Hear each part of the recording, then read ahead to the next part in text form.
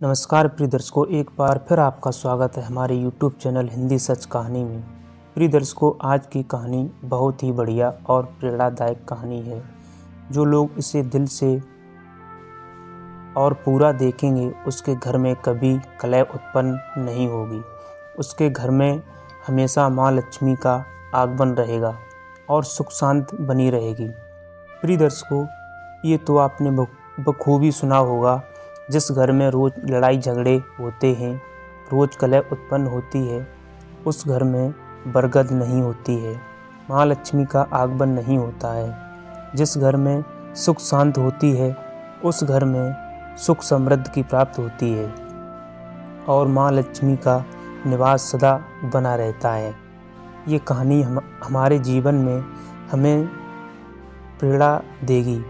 हमें घर में लड़ाई झगड़े क्यों नहीं करने चाहिए।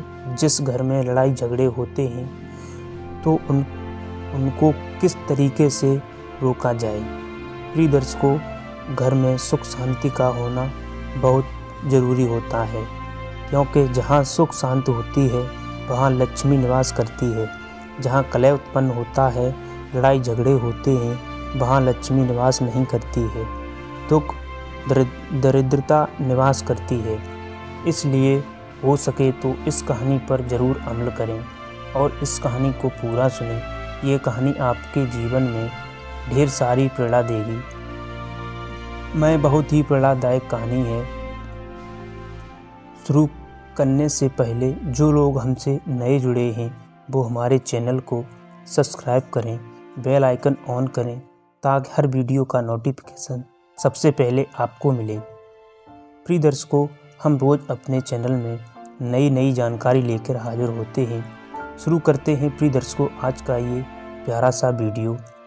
प्रिय दर्शकों, एक जंगल में एक मोर एक मोरनी रहा करते थे और मोरनी दोनों बड़े हंसी खुशी से रहते थे। एक दिन मोरनी मोर से कहती है, पियाजी हमें यहाँ से चलना चाहिए और यहाँ से चलने के बाद जहाँ हमारे समाज के पक्षी रहते हैं, काफ़ी सारे मोर और मोरनी रहते हैं, हमें वहाँ चलना चाहिए। मोर मोरनी से कहता है, प्रिय वहाँ चलेंगे तो लड़ाई झगड़े होंगे, इससे अच्छा तो हम सुकून से दोनों यहाँ रहते हैं। लेकिन मोरनी जिद करती है। प्रिय दर्शकों, दोनों उड़कर एक नगर में आ जाते हैं। मोरनी की जिद करने पर दोनों उड़कर एक नगर में आ जाते हैं। उस नगर का राजा पशु पक्षियों की भाषा को अच्छी तरह समझता था। उस राजा ने क्राउ शास्त्र की पढ़ाई की थी। क्राउ शास्त्र का मतलब होता है कि जो पशु पक्षियों की आवाज़ को समझ सके, पशु पक्षियों की हर आवाज़ को समझ सके, वो राजा पशु पक्षियों की आवाज़ को समझता था। हर जीव जंतु की आवाज़ को बखूबी से समझता था कि क्या कह रहा है। दोनों मोर और मोरनी उस नगर में आ जाते हैं। एक दिन की बात है, राजा अपनी रानी से कहता है कि रानी, मुझे बहुत तगड़ी भूख लगी है और मुझे भोजन खिला दीजिए।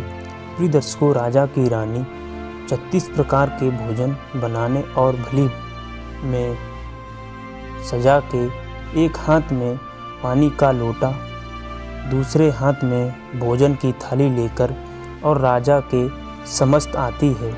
राजा को भोजन परोसती है। जैसे ही राजा के समस्त थाली रखी जाती है तो एक चावल का टुकड़ा जमीन पर गिर जाता है। प्रिय दर्शकों, वहीं पे कुछ चींटियां घूम रही थीं। एक चींटी चावल के टुकड़े को और धीरे धीरे लोहे जा लगती है। राजा इस घटना को देख रहा था।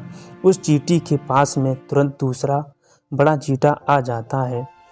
वो चींटा चींटी से कहता है कि प्रिय, ये चावल का टुकड़ा मुझे दे दीजिए और तुम राजा के थाली से दूसरा टुकड़ा लेके आओ। प्रिय दर्शकों, इस बात को राजा समझ जाता है, क्योंकि राजा पशु पक्षियों की हर जीव जंतुओं की आवाज़ को समझ जाता था। तो राजा इस बात को समझ जाता कि चीटा चीटी से कहता, इसको कह रहा है, चीटा चीटी से मना करती है, नहीं राजा को पता चल जाएगा तो मुझे मार देगा। लेकिन चीटा फिर भी कहता है, चीटा कहता है कि राजा को कोई पता नहीं चलेगा, नहीं राजा हमारी भाषा को समझता है। चीटी फिर जाने की कोशिश करती है, लेकिन आधे रास्ते से ही वापस लौट आती है और जाके चीटे से कहती है कि नहीं, मैं नहीं जाऊंगी, हो सकता है राजा को पता चल जाए और राजा हमें मार डाले। चीटा चीटी से कहता है, चीटे को इस बात का आभान हो जाता है कि राजा हमारी बात को सुन रहा है और समझ रहा है। चीटे को इस बात का आभान हो जाता है। चीटा चीटी से कहता है कि राजा हमारी बात को सुन रहा है और समझता भी है, राजा ने हमारी बातों को सुन लिया है। चीटी चीटे से कहती है, यदि राजा ने हमारी बात को सुन लिया है और राजा यदि हमारी बात को किसी अन्य व्यक्ति से कहेगा तो राजा उसी वक्त पत्थर बन जाएगा। राजा चीटी और चीटा की बखूबी बात को खूब लेता है, सुन लेता है और समझ भी लेता है।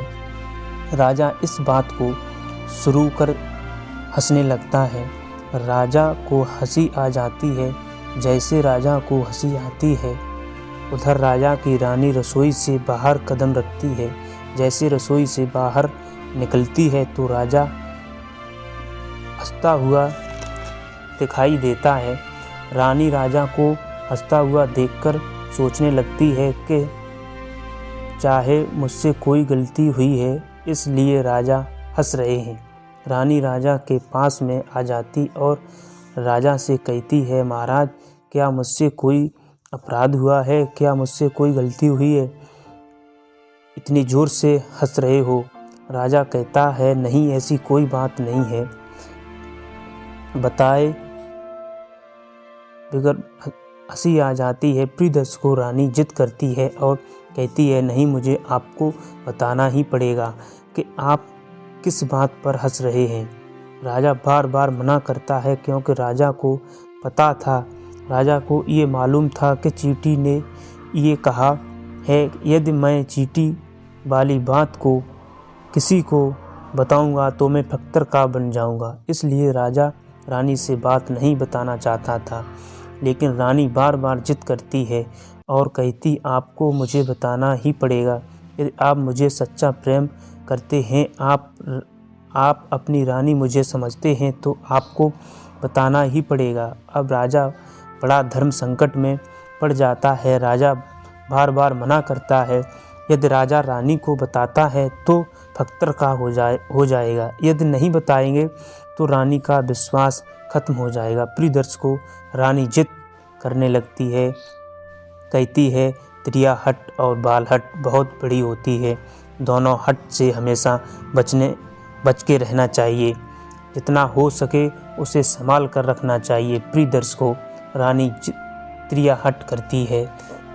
त्रिया हट के चक्कर में राजा को झुकना पड़ता है।